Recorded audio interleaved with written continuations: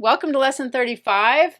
This is about post-weight loss, getting in shape after you've lost your weight. There's a reason why I left this topic to the very end of the course, because in the past, so many diets I've been on focused on trying to do two hard things: losing the weight and getting in shape. And they're both separate issues. They're both separate goals. And that was one of the key things that helped me lose the weight and keep it off when I separated the two things out and I realized, if I was bedridden, would I be able to lose weight? Well, not if you have to go to the gym in order to lose weight, not if you have to exercise in order to lose weight. Then those people don't have an option? No, there has to be a solution. So when I separated it out and realized that people who can exercise have to have an option, have to have a way to lose weight too, it's not just going to the gym, it's not just exercise, then I was able to realize these can be done separately. And that was really important. So I have some free weights that I use sometimes now, and I'm still getting in shape. I know it's been 2.5 years, and I would say I was going to do it.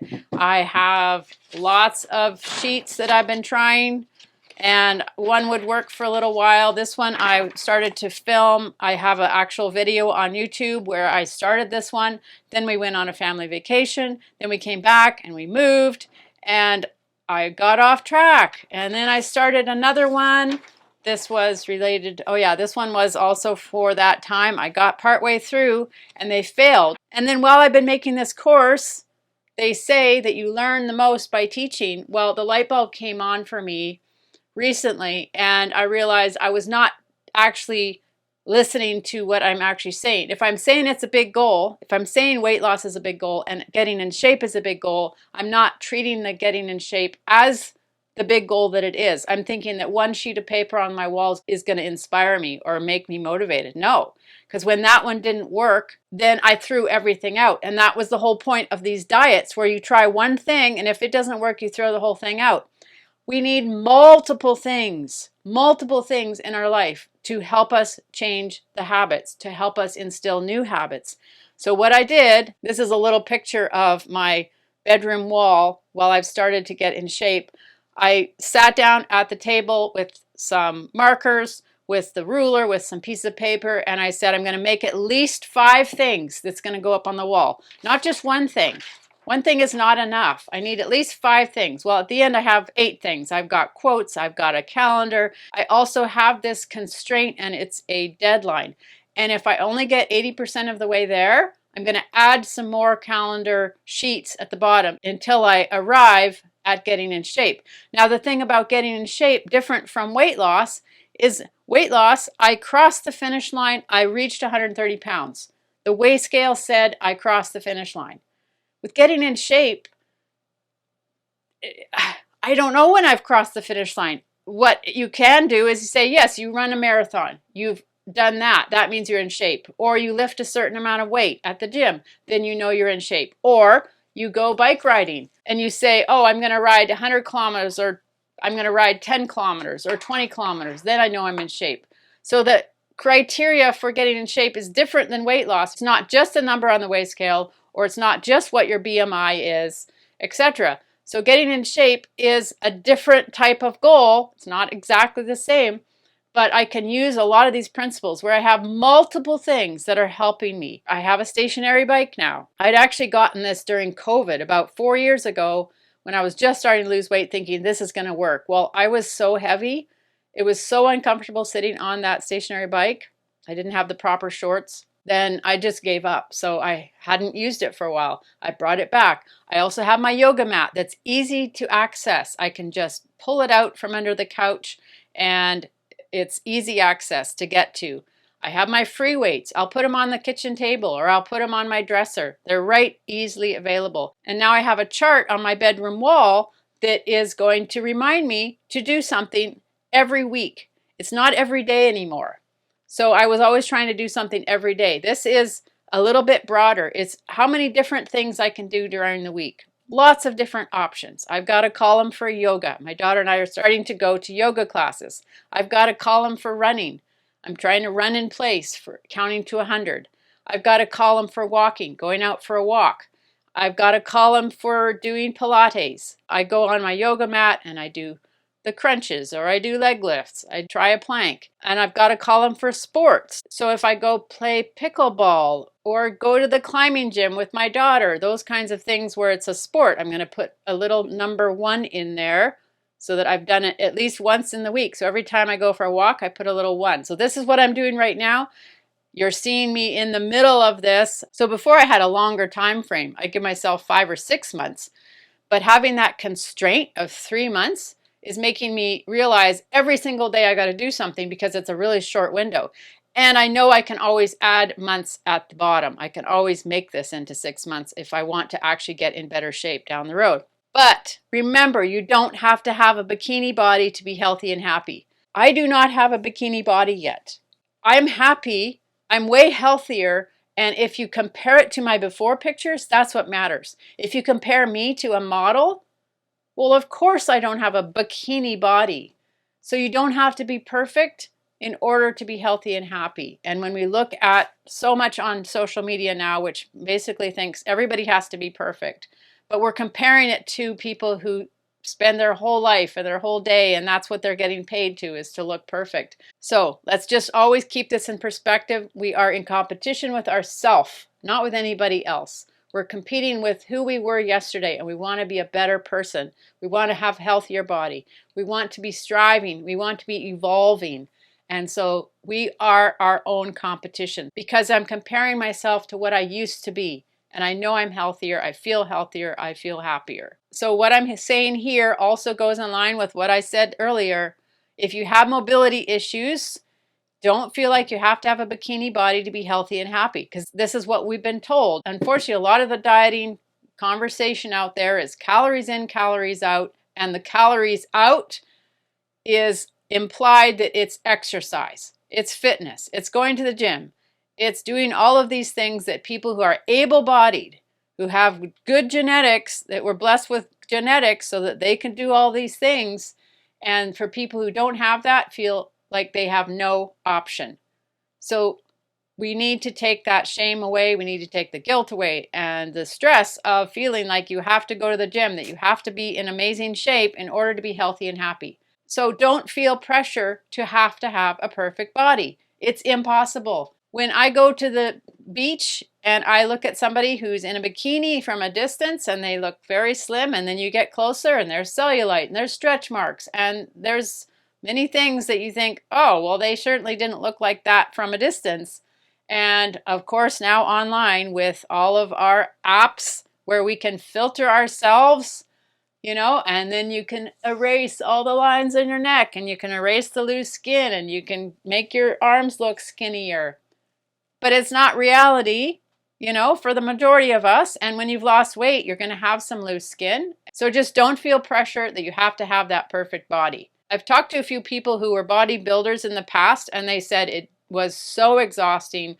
It wrecked their system. They had to recover from it, and it wasn't sustainable. It's really, really hard, unless that's your full-time career. It's really hard to do that. So for everybody else like us who doesn't want to spend 5 hours a day in the gym and doesn't want to eat 2 dozen eggs a day and all of that kind of thing that you have to do in order to maintain that amazing body, for the rest of us, be content with a not perfect body, but knowing that you're healthier, that you have better mobility because you're slimmer and you're at a healthy weight. So I think you're starting to realize that this program, what I'm calling the Weight Loss Success Program, is unlike traditional weight loss programs because I do not emphasize fitness. It is not emphasized at all. I do not think that people should feel pressure that they have to go to the gym, that they have to get in shape while they're losing weight. I was lucky. I'm lucky to have the ability to go for walks. I know that I'm blessed. I'm privileged in that. And other people who don't have those options, there has to be a weight loss option for them. So you do not have to exercise to lose weight. You can do all of these other things. Every other piece of the puzzle, every other lesson that I'm talking about does not emphasize exercise. This is part of what stopped my yo-yo dieting, when I took away the stress of me needing to exercise as well. So there can be an alternative to going to the gym where they say you have to exercise to lose weight. And I've just proven it. I just proved it by losing the weight without going to the gym, without a personal trainer, without, maybe I lifted these weights 3 times while I was losing weight. Like, I was not exercising. I specifically stopped myself from pushing myself to exercise at all because I knew that if I combined the two, it would be overwhelming. It would be too many things to think about because they are very separate things.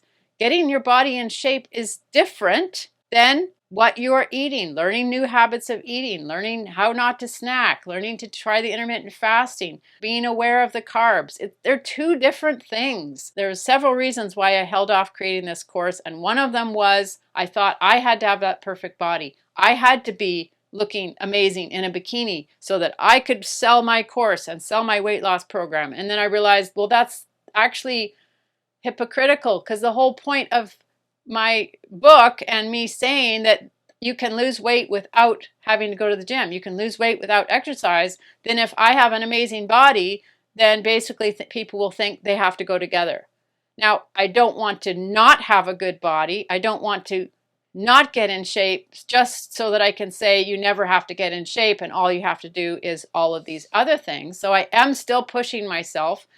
And I know I'm going to look back on the course and I'm going to look back and think, oh my goodness, why didn't you get in shape earlier? Because I have faith and I believe I can get in shape. There has been times in the past when I was in better shape, when I was chasing my kids around playing tennis, but then I got out of shape. And so it's a process. And I'm trying, like I have said, I'm trying to pull the curtain back to show what real life is like for myself and some things that you might experience yourself. And one of them is being okay with not a perfect body, but a better body than you had in the past when you were still overweight. So just realize you do not have to go to the gym. All those people who talk about going to the gym, the majority of them have never been obese. They've never gone through what it's like to be addicted to sugar so much that you can't stop eating. And they just say, eat in balance, and it's easy for them. And they're so lucky. I always look at people who have exercised their whole life. I grew up with no TV. We didn't watch any sports. My parents discouraged sports. So exercise was not important. And I envy people who exercise is like the default for them. They grew up exercising. So that was partly holding me back, thinking, oh, I can't have success in this. It's a really big challenge for me. For other people, it's not a challenge at all. So when I separated out the two goals, it really helped. So take advice about weight loss from people who have lost weight and kept it off. Take advice about getting in shape from people who are in shape. So now that I have lost the weight, I can ask advice from people who are in shape. I'm behind you and I want to get up to your level. And the same goes for people who have lost weight. And because I didn't see a lot of representation, there's very few women over the age of 50 who've lost over 50 pounds. Over 50, over 50. Very few of them out there. If there are a lot, they just aren't recording videos. They aren't having podcasts. They aren't talking about it. And so there's not a lot of representation, which is one of the reasons why I want to have an example for you of a representation of one person. This is my story. This is what's worked for me, of somebody who has gone through that, who has been obese, who has dealt with eating disorders, who has dealt with sugar addiction. And I've gotten to the other side. And what is that like?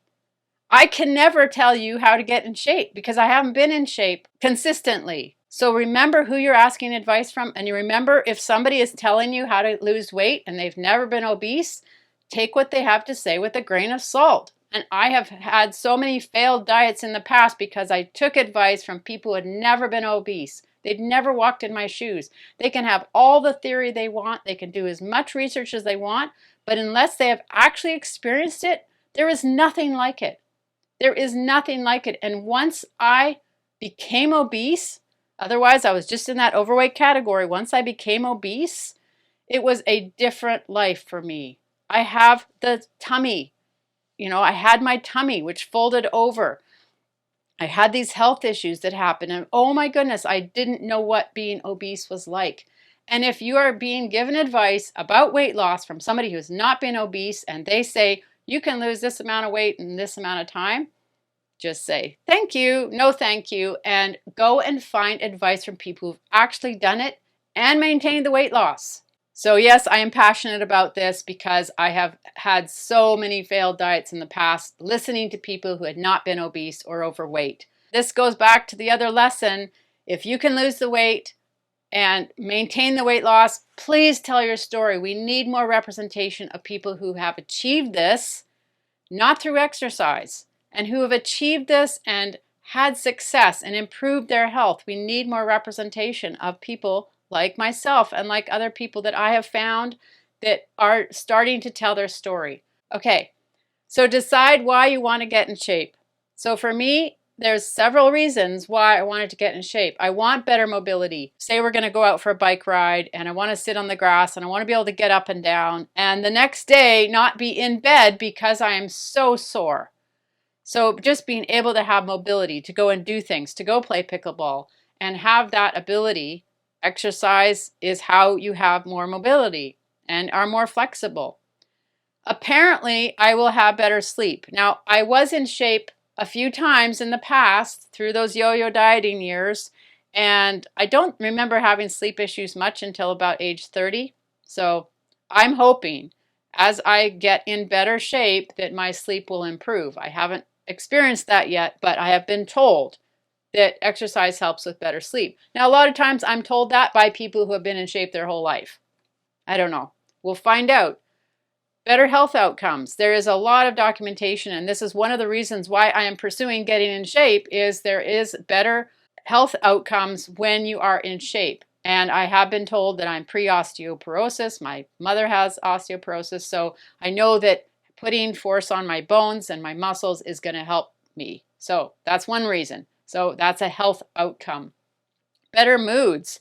I have been told this also, that the more you're in shape, you'll have better moods. I notice it on a very small scale when I go for a walk. I never regret going for the walk, so it improves my mood in that way. I don't have any grandkids yet, but playing with grandkids, playing with small children, when you get older and you don't have as good a mobility, it's harder to play with them, sitting on the ground or going to the playground with them. So playing with children is really hard when you're not in shape.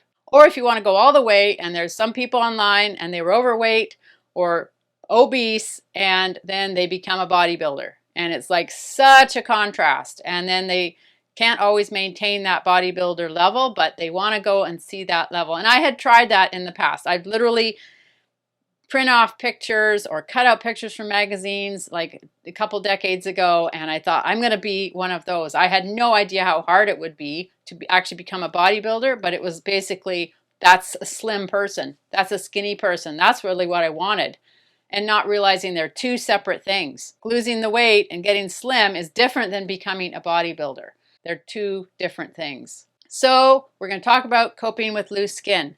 Yes, I have loose skin. I know that this is going to firm up a little bit, but I am in my mid-50s and there's a certain amount of skin that's probably not going to be able to come back to the place it was. I had a double chin when I was overweight, and so I've got some loose skin here. Maybe if I strengthen the muscles, it will, improve. I've got a tummy. I've got loose skin on my tummy, and part of that also is because I had a hysterectomy and you get this little shelf when I had the incision.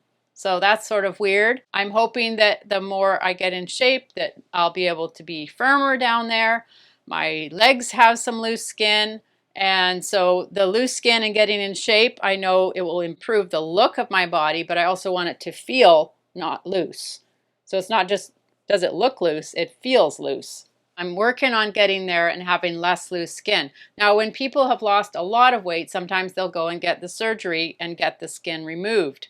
They'll get a tummy tuck or they'll get the loose skin removed. I'll just be honest here. I have really droopy boobs. I got my boobs from genetics from my paternal grandmother. She had very large boobs. So even at my size, I'm between a C and a D.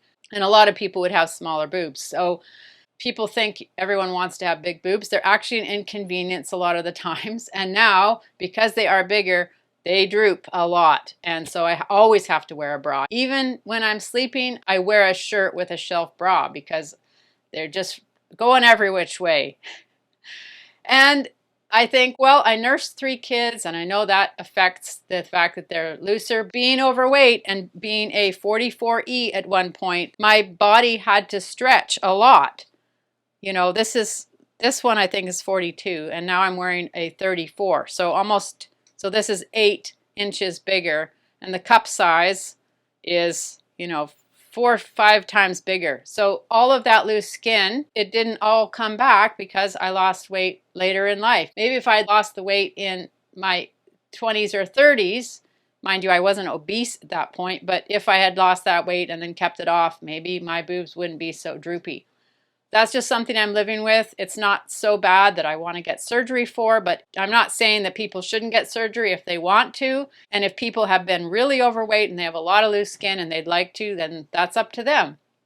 So I'm just living with the loose skin that I have. I'm going to be trying to get in better shape and see if some of the loose skin goes away and just gets a little bit firmer. I'm hoping that it will. But overall, I would never, ever, ever go back to being overweight to avoid loose skin. Loose skin is wonderful in so many ways because it represents the fact that I'm not overweight anymore.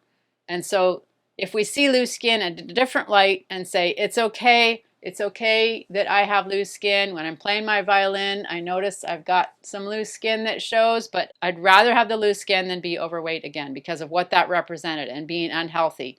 So I'm just putting loose skin into perspective. So ask yourself, which would you rather have, your before or your after body? The before body doesn't show the loose skin. The after body shows the loose skin when you've lost the weight. So you can see some of my examples if you go back and watch my before and after video of my before and after pictures. You can see, yes, I've got some loose skin now, but I would never want to go back to that before body. So this is the end of lesson 35. We have one more lesson to go. We're celebrating the end of the course, and I'll see you in the next lesson.